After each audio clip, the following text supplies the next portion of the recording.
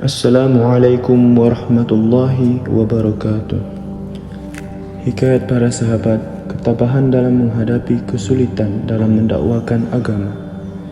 Kita tidak dapat membayangkan bagaimana penderitaan, kesusahan dan jerih payah yang telah dialami Rasulullah SAW dan para sahabat radhiyallahu anhum ketika menyebarkan agama ini.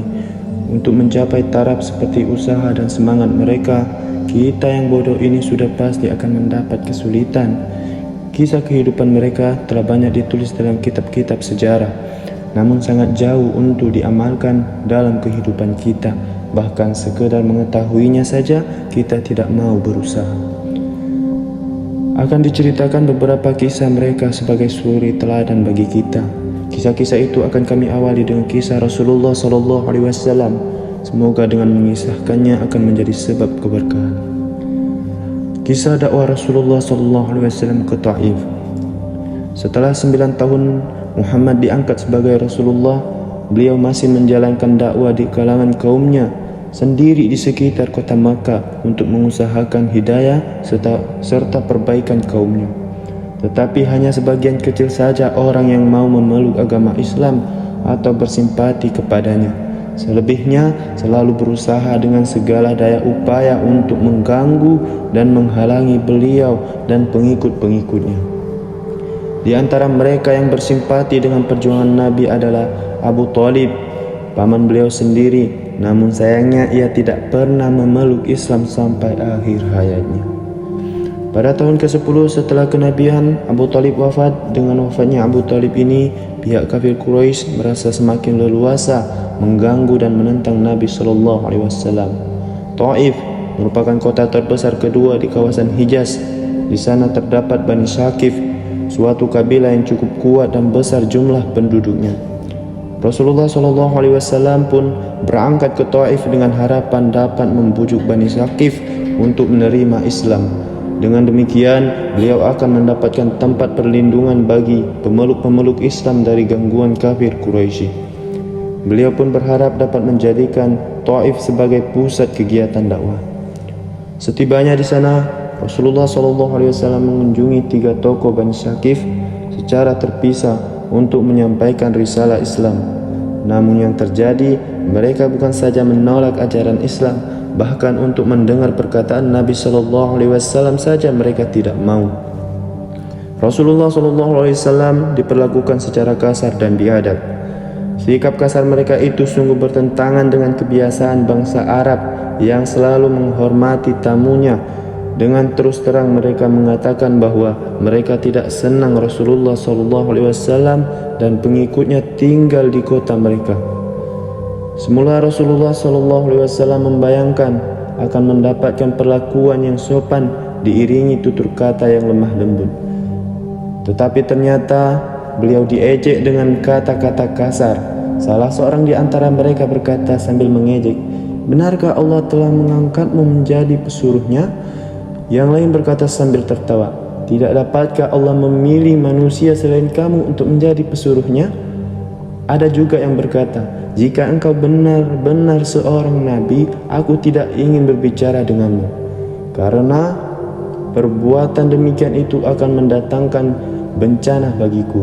Sebaliknya, jika kamu seorang pendusta, tidak ada gunanya aku berbicara denganmu." Menghadapi perlakuan ketiga tokoh Bani Syakif yang kasar ini, Rasulullah SAW yang memiliki sifat bersungguh-sungguh dan teguh pendirian tidak menyebabkannya putus asa dan kecewa. Setelah meninggalkan tokoh-tokoh Bani Syakif yang tidak dapat diharapkan itu, Rasulullah mencoba mendatangi rakyat biasa. Kali ini pun beliau mengalami kegagalan.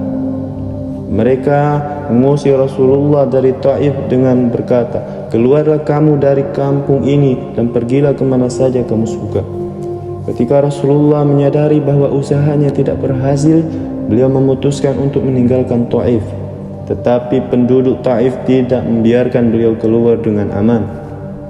Mereka terus mengganggunya dengan melempari batu dan kata-kata penuh ejekan. Lemparan batu yang mengenai Nabi SAW demikian hebat sehingga tubuh beliau berlumuran darah dalam perjalanan pulang. Rasulullah SAW menjumpai satu tempat yang dirasa aman dari gangguan orang-orang jahat tersebut. Kemudian beliau berdoa, "Ya Allah, kepada Engkaulah aku adukan kelemahan tenagaku dan kekurangan daya upayaku pada pandangan manusia. Wahai yang Maha Rahim, Engkaulah Tuhannya orang-orang yang lemah, dan Engkaulah Tuhanku. Kepada siapa Engkau menyerahkan diriku?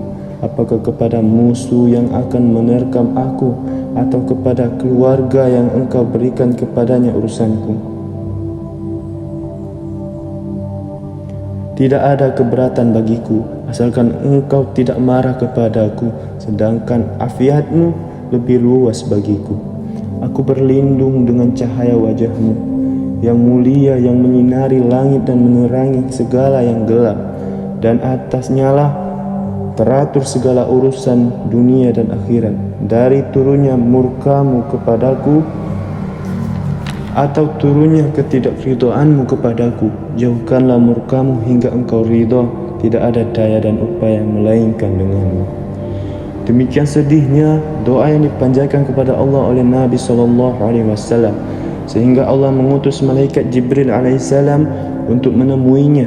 Setibanya di hadapan Nabi, Jibril alaihissalam memberi salam seraya berkata, "Allah mengetahui yang telah terjadi padamu dan orang-orang ini. Allah telah memerintahkan malaikat di gunung-gunung untuk menaati perintah-Mu." Sambil berkata demikian, Jibril memperlihatkan para malaikat itu kepada Rasulullah SAW. Kata malaikat itu, "Wahai Rasulullah, kami siap untuk menjalankan perintah Tuhan. Jika engkau mau, kami sanggup menjadikan gunung di sekitar kota itu berbenturan sehingga penduduk yang ada di kedua belah gunung ini akan mati tertindih. Atau apa saja hukuman yang engkau inginkan, kami siap melaksanakannya." Mendengar tawaran malaikat itu, Rasulullah SAW dengan sifat kasih sayangnya berkata, "Walaupun mereka menolak ajaran Islam, saya berharap dengan kehendak Allah, keturunan mereka pada suatu saat nanti akan menyembah Allah dan beribadah kepadanya." Hikmah, perhatikanlah teladan mulia yang dicontohkan oleh Nabi SAW. Kita semua mengaku sebagai pengikutnya, tetapi dalam kehidupan sehari-hari, jika keinginan kita ditolak atau tidak disetujui, dengan cepat kita tersinggung dan memaki-maki. Bahkan kadang-kadang ingin membalas dendam, padahal sebagai pengikutnya hendaknya kita mencontoh beliau. Setelah menerima penghinaan dari penduduk Taif, beliau hanya berdoa dan tidak memarahi mereka, tidak mengutuk mereka, dan tidak mengambil tindakan balas dendam walaupun diberi kesempatan untuk itu. Wassalamualaikum warahmatullahi wabarakatuh.